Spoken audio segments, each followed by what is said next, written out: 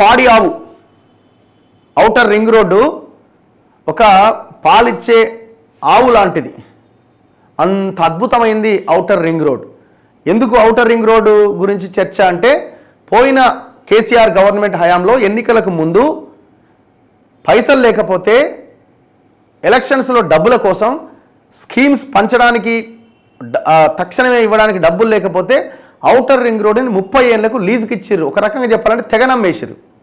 దగ్గర 25,000 నుంచి 30,000 కోట్లు 30 సంవత్సరాల్లో వచ్చే అమౌంట్ రావాల్సి ఉంటే 7,000 కోట్లకే అమ్మేసిండు ముంబైకి చెందిన ఐఆర్బీ కంపెనీకి. అదో పెద్ద దుమారం. అప్పుడు దాదాపుగా 12 నెలలు అయిపోయింది, సంవత్సరం అయింది. రేవంత్ రెడ్డి ఎలక్షన్స్లో హామీ ఇచ్చిండు రద్దు చేస్తాం దాన్ని అని, కాంట్రాక్ట్ రద్దు చేస్తామని. కానీ రద్దు చేయలే. మొన్న అసెంబ్లీలో దీని మీద చర్చకు వచ్చినప్పుడు హరీష్ రావు ప్రశ్నలు ఏమనెత్తినప్పుడు హరీష్ రావు కోరిక మేరకి మేము సిట్ వేస్తున్నాం అంటుండు. హరీష్ రావు కోరిక మేరకు వేయాలనా లేకపోతే జరుగుతున్న నష్టం ప్రకారం వేయాలనా? ఎప్పుడో వేయాల్సి ఉండే కదా. సరే ఇమీడియట్గా రద్దు చేస్తే వాడు కోర్టుకు పోతాడు, బాగానే ఉంది మీరు చెప్పింది. ఇమీడియట్గా ఎలాంటి ఎంక్వైరీ లేకుండా రద్దు చేస్తే కోర్టుకు వెళ్తాడు. కోర్టు అడుగుతుంది ఏం ఎంక్వైరీ చేసినామని, ఆయన కాంట్రాక్ట్ రద్దు చేసినాం గవర్నమెంట్ ఇచ్చిందే కదా అని అడుగుతుంది కోర్టు. మరి అప్పుడు ఏం ఆన్సర్ ఉంటుంది? ఆన్సర్ ఉండదు వీళ్ళ దగ్గర. అందుకే వీళ్ళు ఎంక్వైరీకి ఆదేశించిన తర్వాత రద్దు చేస్తామని చెప్తున్నారు. ఎప్పుడు ఆదేశించాలి ఎంక్వైరీకి? 12 నెలలు అయిపోయింది. ఎప్పుడు ఆదేశించాలి ఎంక్వైరీకి? ఎప్పుడు జరగాలి ఎంక్వైరీ? ఎవరి రిపోర్ట్ ఇవ్వాలి? రిపోర్ట్ ఎప్పుడు ఇంప్లిమెంట్ చేయాలా? చూడండి ఒక్కసారి.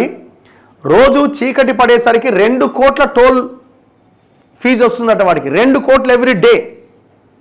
ప్రైవేట్కి ఇచ్చిన 16 నెలల్లో దాదాపు 1000 కోట్లు వాడికి అకౌంట్లోకి పోయినాయి. ఐఆర్బీ కంపెనీకి 30 ఏళ్ల పాటు డబ్బు 3 దశాబ్దాల లీజుకు చెల్లించింది 7,380 కోట్లే. 8 నుంచి 9 సంవత్సరాల్లో ఆ సొమ్మంతా టోల్ ద్వారా రికవరీ. అంటే జస్ట్ ఆ 7,000 కోట్లు వాడు 8-9 ఏళ్లలో సంపాదించుకుంటాడు. మిగతా 20-22 సంవత్సరాలు వాడికి వచ్చేది మొత్తం లాభమే. చూడండి ఎంత భయంకరమైన విషయం ఇది. ఇది హెచ్ఎండిఏకి ముఖ్యంగా హైదరాబాద్కి అద్భుతమైన ఆదాయం అన్నారు. ఇది ఒక బంగారు బాత్ అంటారు కదా, అట్లాంటిది. మరి దీని మీద యాక్షన్ ఏది? ఇగో 2024లో ప్రతి నెల వచ్చిన రాబడి కోట్లలో జనవరిలో 59 కోట్లు వచ్చింది, ఫిబ్రవరిలో 58 కోట్లు, మార్చిలో 63 కోట్లు, ఏప్రిల్ 60 కోట్లు, మే 62 కోట్లు, జూన్ 63 కోట్లు, జూలై 63 కోట్లు, ఆగస్టు 68 కోట్లు, సెప్టెంబర్ 60 కోట్లు, అక్టోబర్ 67 కోట్లు, నవంబర్ 65 కోట్లు, డిసెంబర్లో 71 కోట్లు వచ్చింది. మొత్తం ఈ ఏడాదిలో జనవరి నుంచి డిసెంబర్ వరకు 764 కోట్లు వచ్చింది. క్యాల్కులేట్ చేయండి. పర్ ఇయర్ 764 కోట్లు వచ్చింది. 30 ఏళ్ళకి ఎంత అవుతుంది? ఇది మళ్ళీ ఎవ్రీ 4 ఇయర్స్కి ఛార్జెస్ పెరుగుతూ ఉంటాయి. 4 ఇయర్స్ ఆర్ 2 ఇయర్స్. ఛార్జెస్ పెరిగినప్పుడు మళ్ళీ అమౌంట్ కూడా వచ్చే ఆదాయం కూడా పెరుగుతూ ఉంటుంది. జనాలు కార్లు కొనడం కూడా పెరిగిపోయింది. కార్లు కొనడం పెరిగిపోయినప్పుడు ఔటర్ రింగ్ రోడ్ మీద ప్రయాణం చేసే వాళ్ళ సంఖ్య పెరుగుతుంది, అప్పుడు డబ్బులు ఇంకా పెరుగుతాయి. అట్లా 700 కోట్లు 1,500 కోట్ల దాకా వెళ్ళే అవకాశం ఉంది ఇంకొక 10 ఏళ్ళు దాటితే.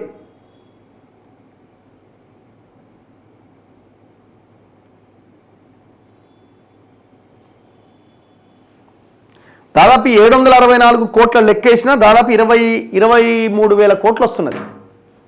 జస్ట్ ఒక 764 కోట్లు లెక్కేసుకున్నా. వాహనాల సంఖ్య పెరుగుతుంది. రెండోది ఎప్పటికప్పుడు ఛార్జెస్ కూడా పెంచుతూ ఉంటారు. అంటే దీని ప్రకారంగా ఈజీగా ఒక 30,000 కోట్ల పైన ఆదాయం ఈ ఔటర్ రింగ్ రోడ్ మీద 30 ఏళ్ళకి రాబోతున్నది. మరి 30,000 కోట్లు రావాల్సిన దగ్గర 7,000కి మీరు దొంగల ఏమనాలిగా బూతులు వస్తున్నాయి. కానీ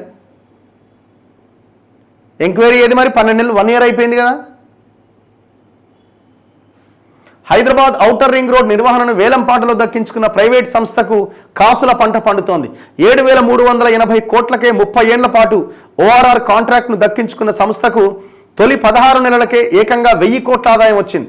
హైదరాబాద్ ఓఆర్ఆర్ సహా దేశవ్యాప్తంగా 17 రోడ్డు ప్రాజెక్టుల నిర్వహణ, టోల్ వసూలు చేపడుతున్న ఐఆర్బీ కంపెనీకి అత్యధిక ఆదాయాన్ని ఆర్జించి పెడుతున్న రెండో ప్రాజెక్టుగా మన ఓఆర్ఆర్ నిలిచింది. ఉత్తర దక్షిణ భారతదేశాలు కలుపుతున్న NH44 నుంచి మాత్రమే హైదరాబాద్ ఓఆర్ఆర్ కన్నా ఎక్కువ ఆదాయం ఈ సంస్థకు వస్తున్నది. ప్రతి నెల టోల్ ఆదాయం 4% నుంచి 10% పెరుగుతున్నది. ఇప్పుడు మీరు చూడండి, జనవరిలో 59 కోట్లు వచ్చింది 2024 జనవరిలో.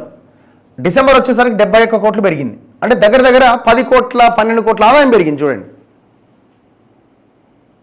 మరి దీని మీద ఎంక్వైరీ జరగాలి కదా. 12 నెలలుగా 1 year అయిపోయింది, ఎందుకు ఆగిరు మరి దీని మీద ఎంక్వైరీ చేయడానికి? మీరేం రోజు కూర్చొని ఎంక్వైరీ చేసేది ఏముండదుగా.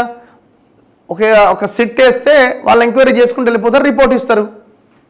దాని ప్రకారం దీని వెనకాల జరిగింది ఏంటంటే 7,000 కోట్లకి మనకు అమ్మిరు. వాడు అఫీషియల్గా గవర్నమెంట్కే డబ్బులు చెల్లించిండు. వాడు ఐఆర్బి అనే కంపెనీ వాడు కేటీఆర్కి అండ్ ఈ బ్యాచ్కి తెలవెనకి ఇచ్చిన డబ్బుల సంగతి ఏందో కూడా తేలాలి. అది ఎప్పుడు వాడి మీద కేసు పెట్టినప్పుడు అప్పుడు చెప్తాడు వాడు. ఏముంచిర్రా బాబు మీరు? దీని మీద మాట్లాడు కేటీఆర్ మరి.